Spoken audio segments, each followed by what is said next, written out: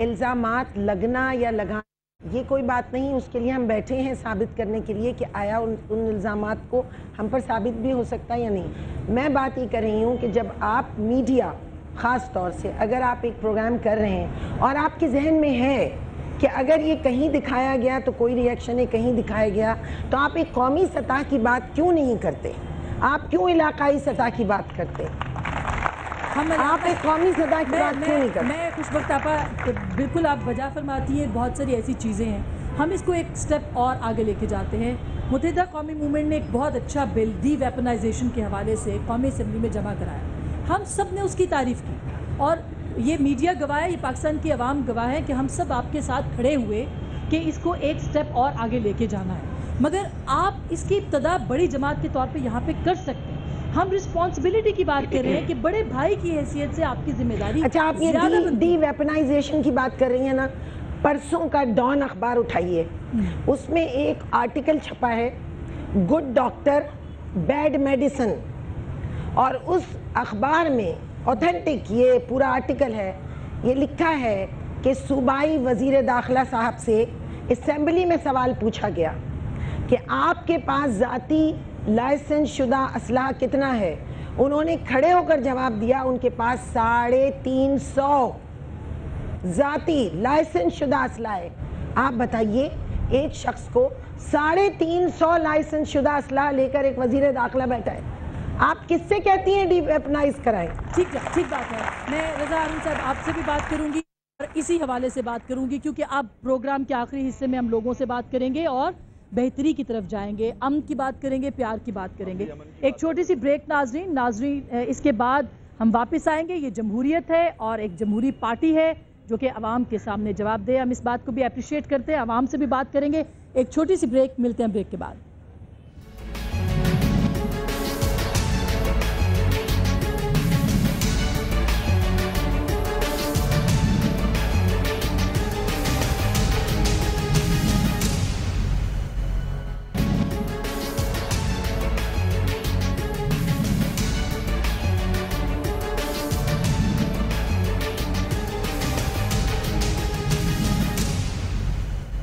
Welcome back नाजरीन, एक दफ़ा फिर आपको मुक्का चौक 90 कराची से खुश आमदीद कहते हैं और मुत्तहिदा कौमी मूवमेंट आज आवाम के सवालों का जवाब भी दे रही है। मैं पब्लिक के पास भी जाऊंगी और अगर आप लोग अपनी पार्टी पे तनकीद करना चाहते हैं तो दरवाजे खुले हैं, माइक खुला है।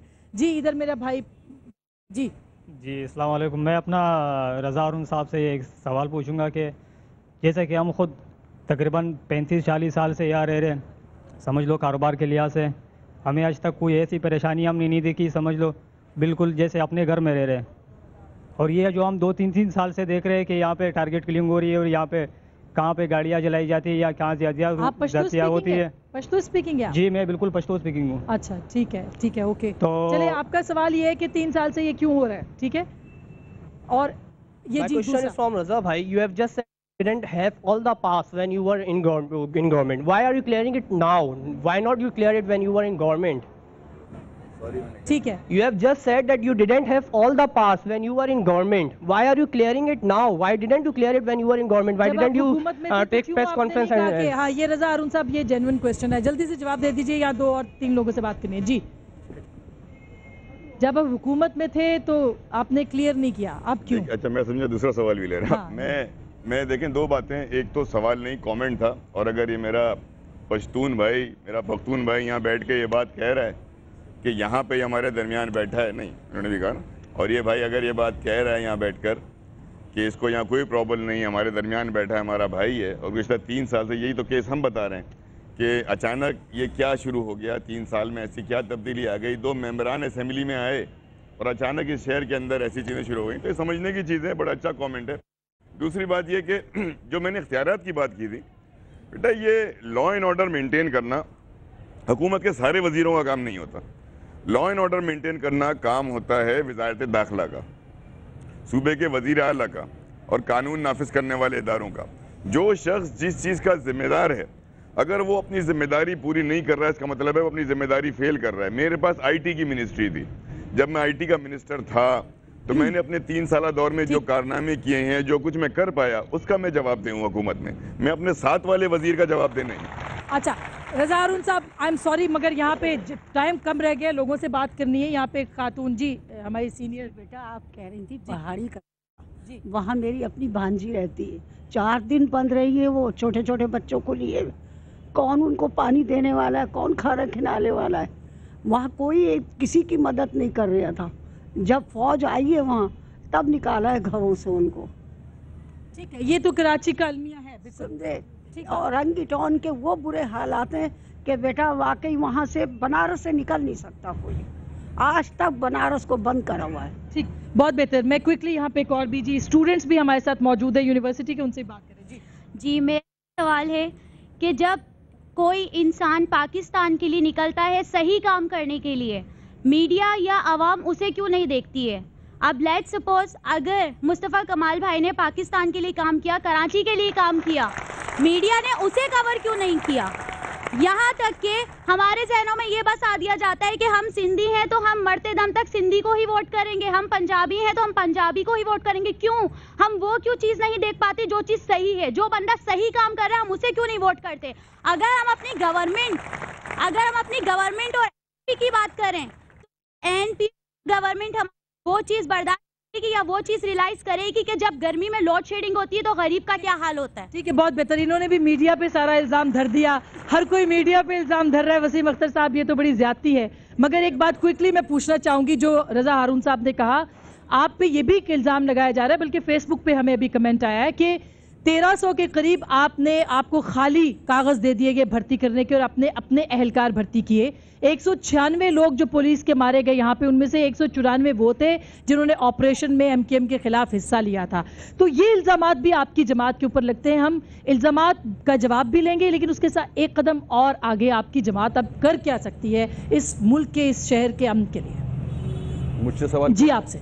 देखिए, पहली बात तो ऐसी कोई बात नहीं है कि मेरिट को सामने ना रखा गया हो भर्ती के लिए। मैं अपनी वजारत का गवाह हूँ, मैंने भी होम मिनिस्ट्री चलाई है और स्ट्रिक्टली मेरिट मेंटेन किया है। अगर मैं गलत कह रहा हूँ तो कल आप किसी ऑफिसर से पूछ लीजिएगा पुलिस के कि हमारे ज़माने में जो भर्तियाँ हुई थी वो किस तरह हुई थी और आज जो भर्तियाँ हो रही हैं वो किस तरह हो रही हैं। महकमे की बात कर रहा हूँ मैं, होम की सिर्फ, ठीक है? पैसे ले लेके भर्तियाँ हो रही हैं, माजी में कभी ऐसा नहीं हुआ है, आप पता कर लीजिएगा। जहाँ तक आपने पुलिस महकमे के हवाले से बात की कि कत्ल किया जा रहा है, हाँ। देखें, यहाँ आप लॉ एंड ऑर्डर का हाल देख रहे हो। इससे पहले भी जब जो वजीर मौसूफ जब थे अपनी कुर्सी पे, जब भी जो हाल था इस शहर का, खास तौर पे लॉ एंड ऑर्डर का, वो सबके सामने है।